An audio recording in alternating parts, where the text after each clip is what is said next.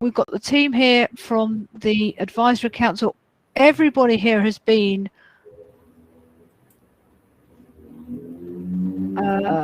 audited, inspected for AML purposes. So you've got a fantastic seabed here just to ask your questions. As I said, and I hope everybody who's joined us today did watch Lucy. You may have loads of questions. I'm actually going to ask Amy. I think it will be worth opening up a room later on in the week for any questions that weren't answered, so people can come into the room, perhaps with some of us, and we can answer their questions. The thing I wanted to achieve today, and I'm keeping an eye on the feed going, is to ask the panel, you know, what their experiences were like, what they thought was important, apart from everything, of course, is important, and also just to give you advice. And as I said, if we can open up a room later, so if your questions aren't answered, we will be available to you. So I can see everybody at the bottom of the live screen. So the first question I would have, if that's okay, is, you know, Kirsty, what was it like to be inspected? Well, to start with, it was a sort of scary concept of the thinking that, you know, this is, you know, we've built up to this, we all know the theory, but are we actually doing it practically correctly? So getting that first initial phone call was a bit scary, but going through the process is just, it is just that. It's a process. I had mine with Mike. He's very, very calm, and you can tell that he's following, you know, a procedure. So we're all judged exactly the same basis. And, you know, there's certain steps that we go through, you know, as Lucy sort of covered earlier, really, really clearly, just have to kind of tick them off. If we don't get the first few right, then the thing stops straight away. But as you go through each step, and he can check, and just with his chatting, he can, he kind of discovers the information he needs, or if he haven't answered quite the question that he was getting at, then, you know, they help. It was brilliant. Honestly, it was much less scary in practice than it was in my head beforehand. So let's go to Julie. What was it like when you had the phone call? Well, I would say I had two emotions. One was dread and one was relief. So on the one hand, I won't lie, I wasn't looking forward to being inspected.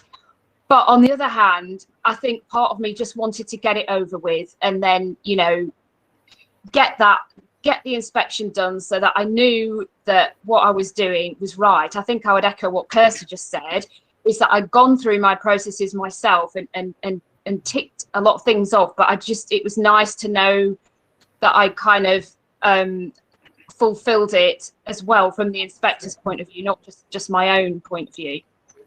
So it's nice to have that reassurance that I'm kind of fulfilling my obligations.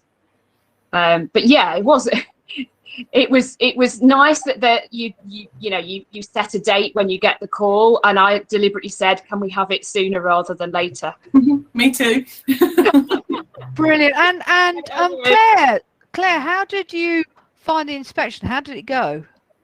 Actually, yes. I mean, like the other girls, I wasn't looking forward to it, but I was looking forward to it, to get it out of the way, really, and just to make, you know, to make sure that I ticked the boxes and so on. And the inspection itself actually was a pleasant surprise, I have to be honest. Yeah. Like you, Kirsty, I had Mike, who was just lovely.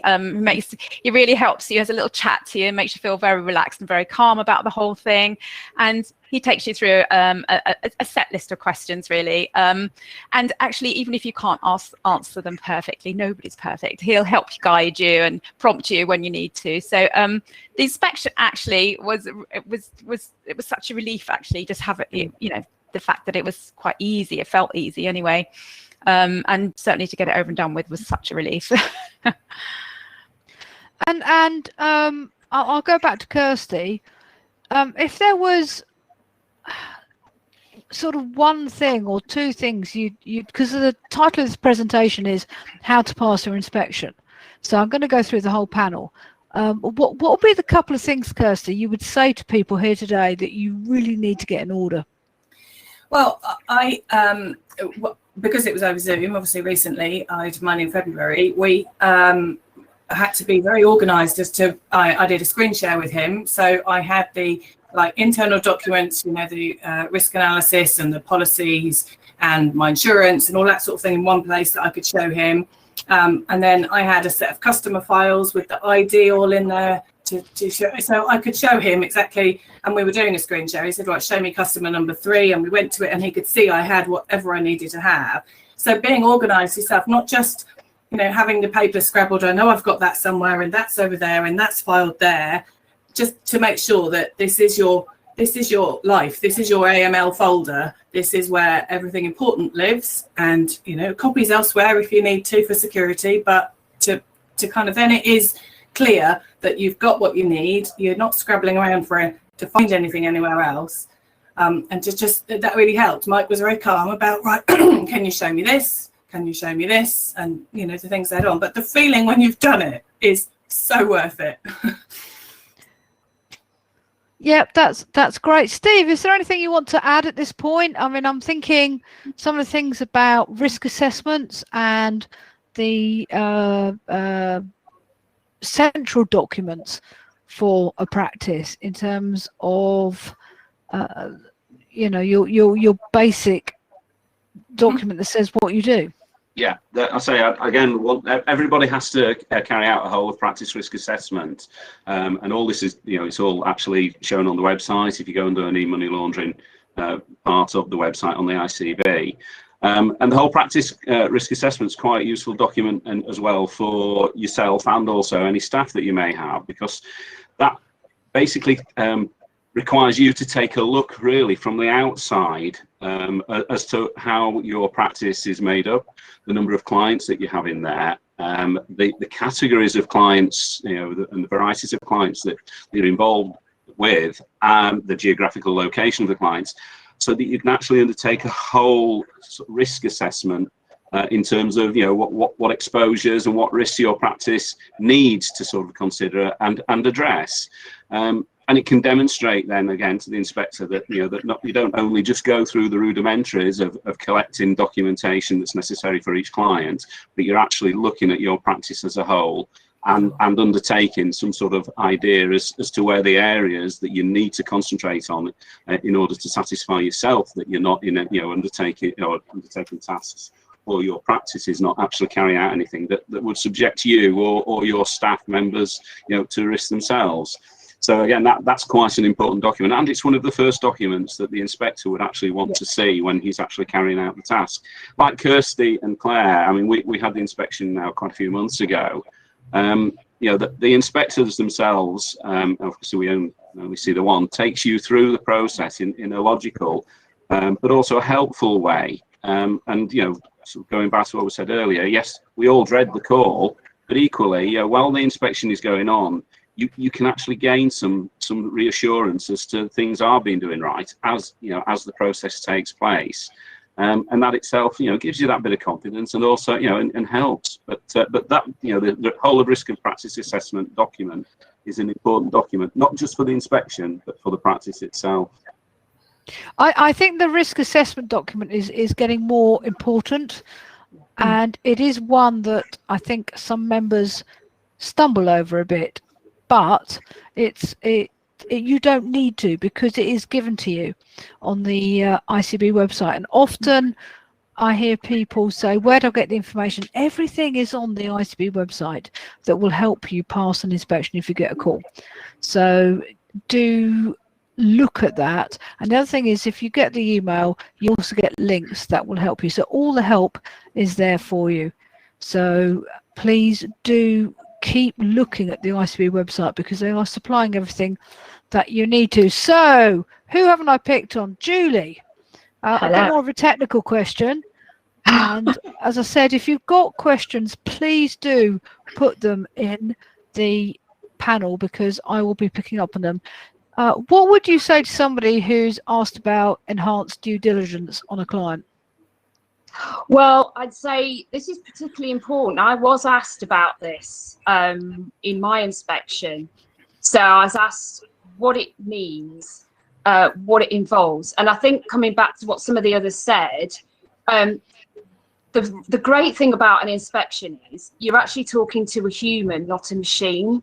So you explain in your own words, and as long as the inspector understands what you mean and can see you've got an understanding of the process, you don't have to come up with an Oxford Dictionary perfect definition of exactly what something means. They want to understand how you put it into practice. So the enhanced due diligence is basically going that step further. So you have your know your client checks that you do, but if your client's high risk, then you need to do extra checks to their history, their reputation, just have extra drill down, have a look on different sources of information, certainly not relying on just stuff that your client's given you. You need to look from different sources.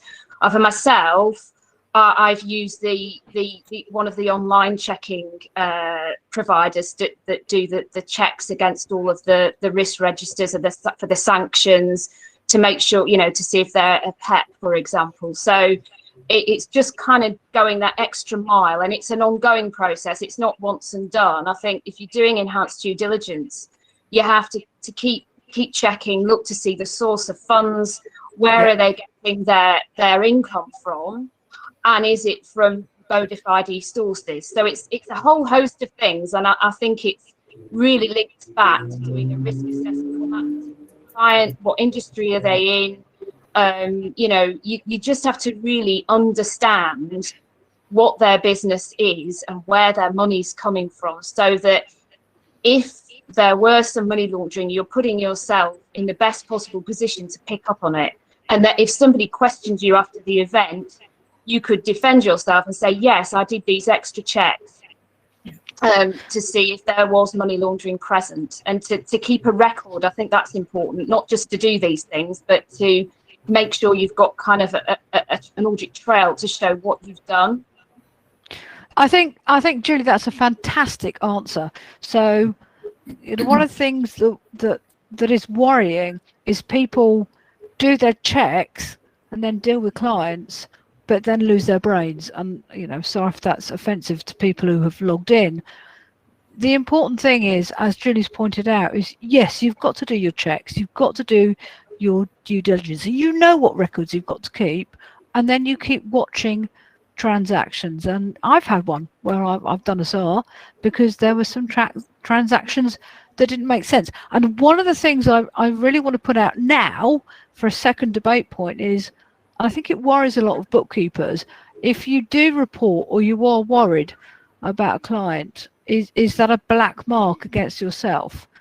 My belief, it isn't. I think if you do that and you put something up and you're concerned about something, actually shows you're a good bookkeeper. Claire, have you got any comments on that?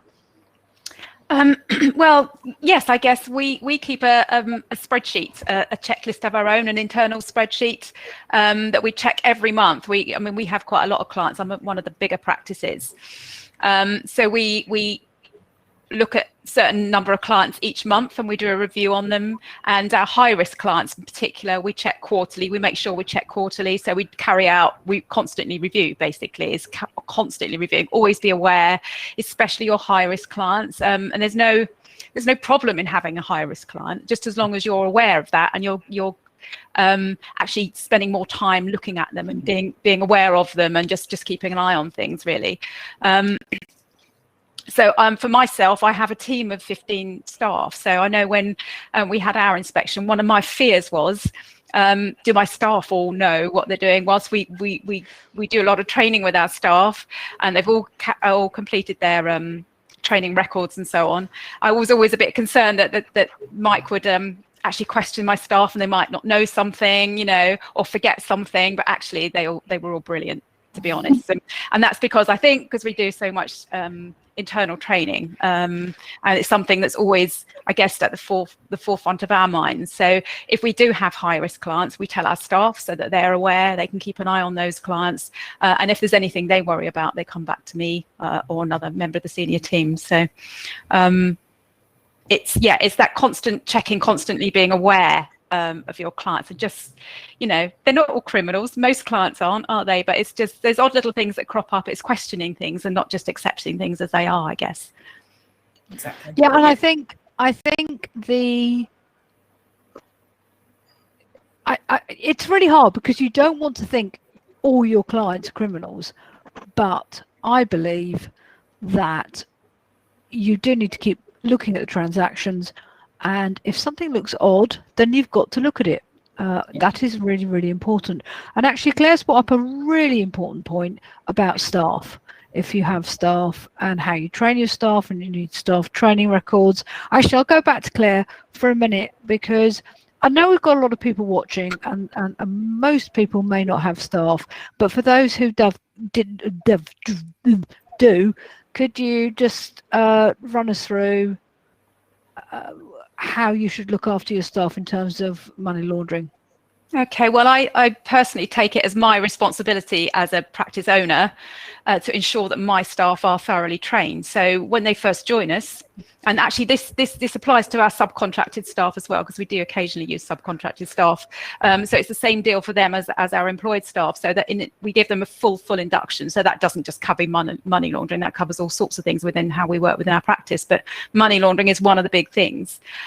We have an internal staff system, a sort of document saving system, if you like, where we have all our staff training documents, all the important stuff to do with AML in there. So it's all accessible to our staff. Everything is accessible.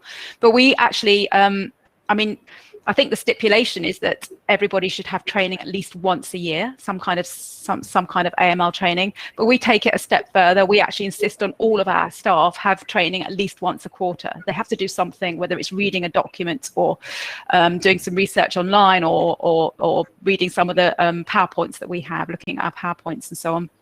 We've even done some internal training videos for our staff to help them, because it's so important to us, and it's so important that our staff cover themselves as well. We don't want them to get into any bother or be worried about it or anything like that. So the more they know, the more they understand, the more it helps them, the more it helps our clients, the more it helps us, and gives us all confidence that we're doing the right thing. So there's a whole ream of things around having staff, but I personally take it as a personal responsibility. I don't rely on them to do their own training. I make sure it happens, because, you know, it's not something everybody enjoys, and actually, you know, it's not our staff's place to go out and find training. We like to work with them on it so that we know they're having appropriate training as well. Yeah, good. No, I think that covers the staff stuff, because it is important, if you rely on staff, that they are trained, you've got training records, and they fully understand AML. I'm going to throw a question to Steve, actually, which is if you deal with contractors and how you would deal with them. Yeah, well, very similar to staff. You need to ensure that any contractors that you use are aware of their obligations and you know what they're responsible in terms of reporting back, which also means that you have to a certain extent monitor their training as well. So, and again, and Paul has already reiterated this, you know, the forms that record that an inspector would want to see are all contained within on the website under the AML section. So, but yes, again, going back to what Claire was saying, you know, it's the responsibility of the AMLO, you know, the office of the AMLO to actually make sure that everything is in place, and that includes any subcontractors that you use. So I just, separate from Claire, really, you know, there's only myself and my partner that work in the practice. We have one member of staff that does administration, but then we use subcontractors to undertake work on the bookkeeping side and on the payroll side. And it's, you know, it's our job to monitor, to make sure that they're aware of their obligations and reporting requirements should they feel the need. And this all comes back again to knowing your client, and then knowing the people who are undertaking the work on the client, you know, have the necessary knowledge in order to make sure that you're able to ask them to feed back anything that they feel that they should. So, I mean, it's similar to staff. Staff is slightly different because obviously they're under contracts of employment. We also do have contracts in place for the subcontractors so that they do understand their obligations. And again, it's important, I think, you know, that in the same way as you do to staff, that the subcontractors, you know, have something in place in writing so that they understand, you know, exactly what the process is. It's all about the information. Going back to what people are saying, it really is down to know your client. You know, it's KYC, that old acronym that's there, which is, understand your client, get to know your client, and then monitor. Regular monitoring of your client's activities is really important, so that you can continue to assess, what's going on and your understanding of their business, and how that impacts on you when you're undertaking the work. So what I think we're getting across is it's absolutely vital you do all the correct paperwork. So we're talking about, actually, I think the most important paperwork is that policy and procedure statement, the first one. If you set up your practice, the ICB give it to you, print it out, sign it off, read it, and make sure you have that in place. And then your risk assessment, we can help you more on the risk assessment. I'm hoping when I believe we're going to have a room later in the week, so if you haven't had your questions answered, you can come to us and ask your questions. I want to ask, I'm not sure the right person to ask, I'm going to fly it out there. What if you have a company that you're dealing with that's owned by another company? What do you do then?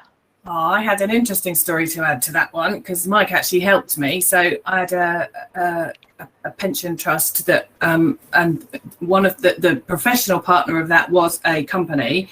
And so I'm thinking that I don't want to have to talk to them. They don't know who I am compared to this, but, had to follow the link. So that company was owned by another pension company. That company was owned by another pension company. Steve and I did Mike and I did a bit of research, and we ended up with one of the directors of the end place was actually on the National Scribe, the FCA, Financial Conduct Authority. So he had a FCA license. So we figured that from there we were safe. But you just have to follow it through. He did ask me about one of my clients, but I have, obviously I already knew that company was owned by another company, but that company was owned by the person that I deal with anyway. So that was a nice little tight loop. But it can go on for generations. And you just have to keep going. It's annoying, but it has to be done. So what I think is really important is you've got to look at companies and you've got to decide who has influence. And I think Kirsty's story is absolutely fantastic, because it shows. And when I had my inspection, one of the companies they asked me to show the records for randomly checked, was indeed a company. It was owned by another company, but I'd done my due diligence, and I knew that the holding company was owned by the same person. If you are dealing with limited companies, you have to look at Companies House and do the trial, as Kirsty's just said. You just have to do it. It is so important, because you might think somebody owns a company and then you find out somebody else does. I don't know, Steve, if you've got any comments on that. Yeah, I mean, Companies House is obviously very useful, because every company now has to record on their record the person of significant control, the PSC. So you can establish a trail if there are other companies that are involved within a group structure, so that you can actually get behind, because that information is readily available and out there, and does assist. So, again, watch out for the situation where, the company you might know or think who's running the company, but have a look always at the PSC and see who's listed as a person of significant control actually at Companies House. It's also worth, you can do the monitor thing, so you can follow that company.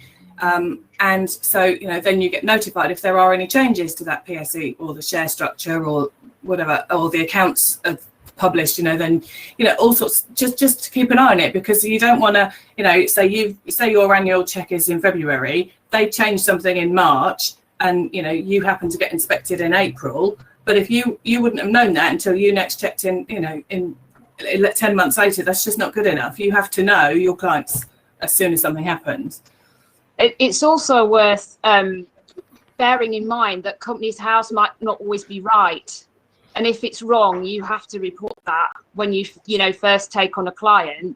Ask some questions, do some digging, and it could be they just haven't updated Companies House properly.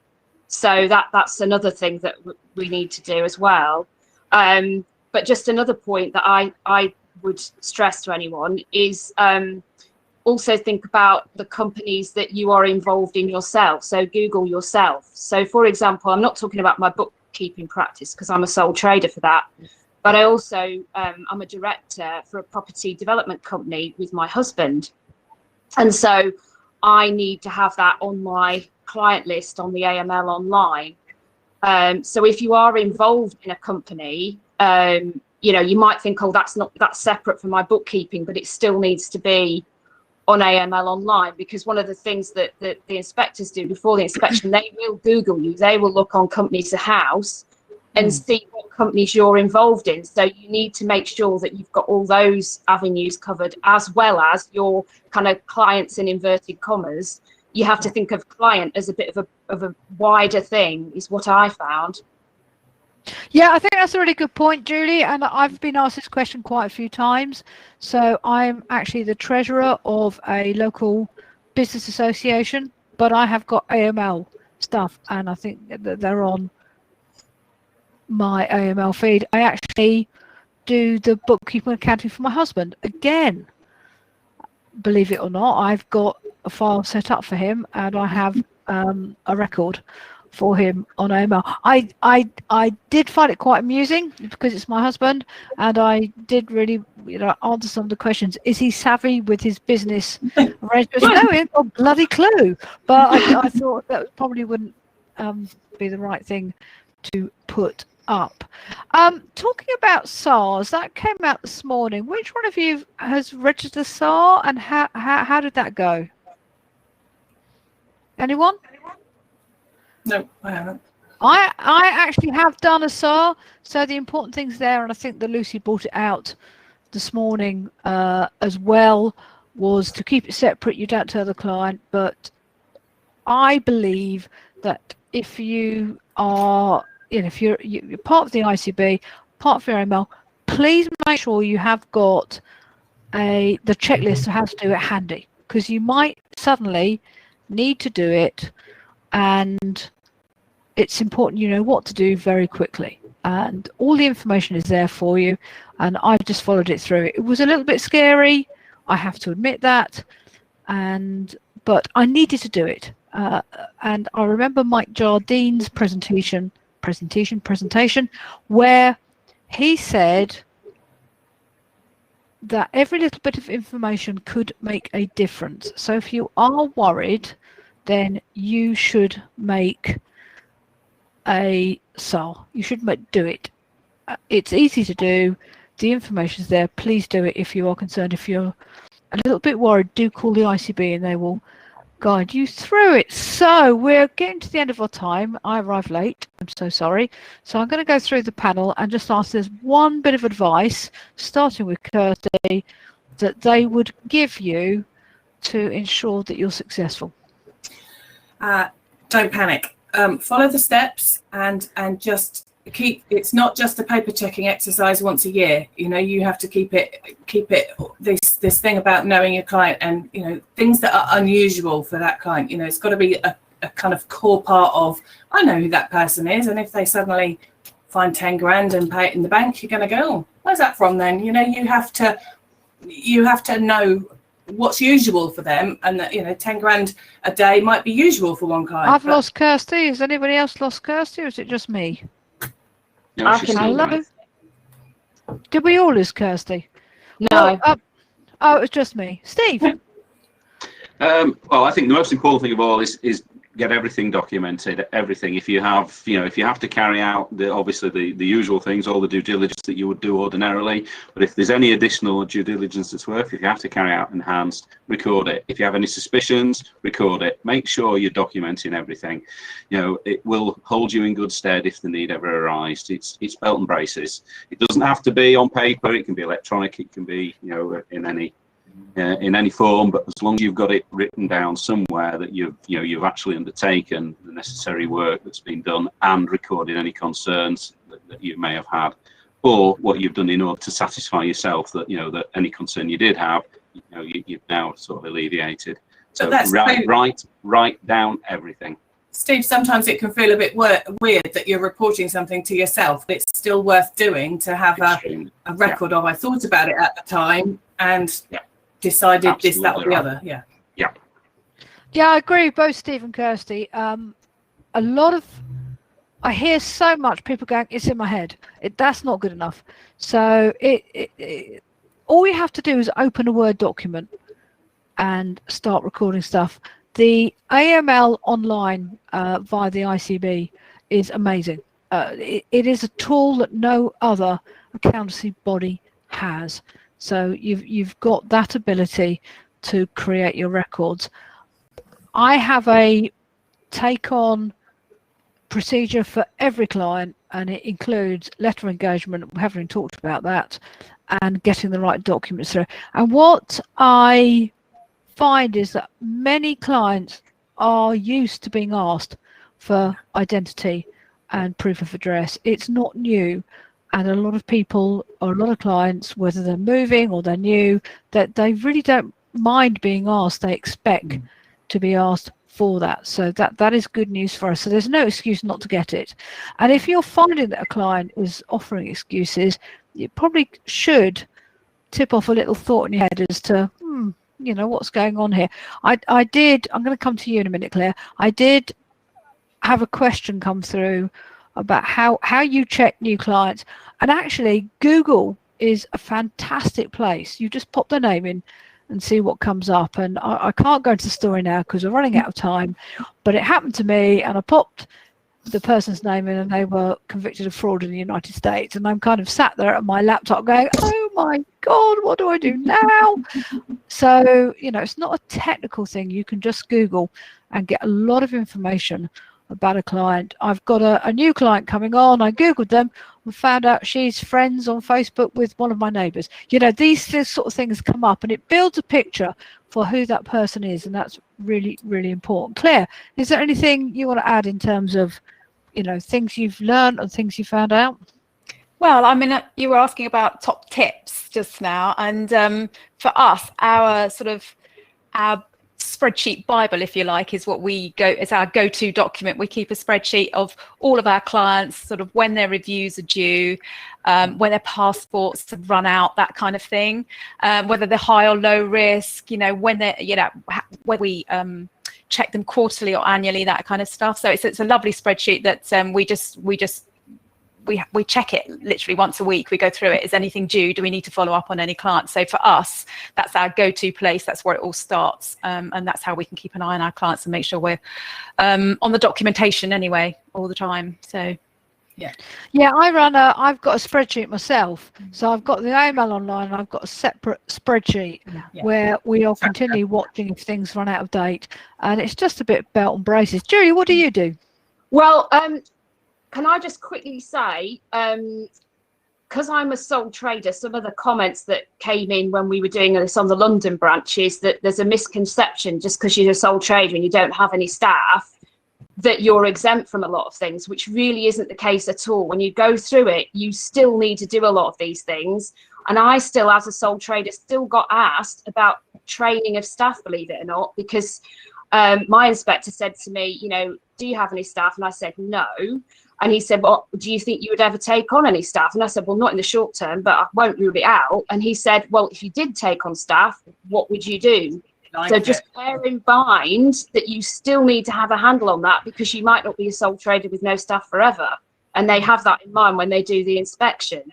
And also make sure what is on the ICB website under the, you know, under your practice is actually reflects what is the case in reality, because apparently a lot of people, they're on sole traders and they've actually turned into limited companies and they just haven't got round to telling the ICB, or they've taken on staff and they haven't put it on the website. So one of the questions I got asked quite a bit was, are you really just a sole trader, and have you really got no staff and no subcontractors? I could say yes, but I still needed to have all of the documentation you've talked about, you know, all of the documents, the practice risk assessment, still got to have it, even if there's just you. I still have a training log, and I showed it to him online.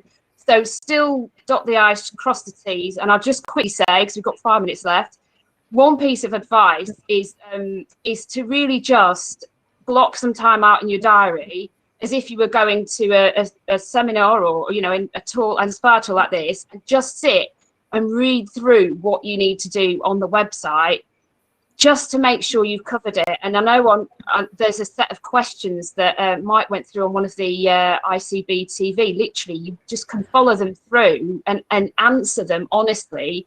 and any gaps, fill them, because you don't want to get the phone call before you've had the chance to do that. Yeah. Really, you want to have got it all sorted before the inspector comes, not afterwards. Can I just add to that, Julie? That's a really good point. Two really good points there.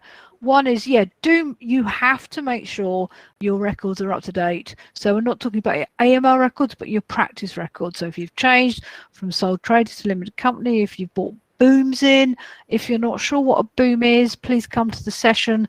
I hope we're going to get a room later on, a meeting room, to ask further questions. The first step is to make sure your practice records are up to date, because we do change. I've changed recently. Sorry to interrupt, just to make sure also, if you become VAT registered, that became really critical. ICB need to know that. I haven't seen that covered elsewhere. That's a good point. So the whole thing of making sure your records are up to date is imperative.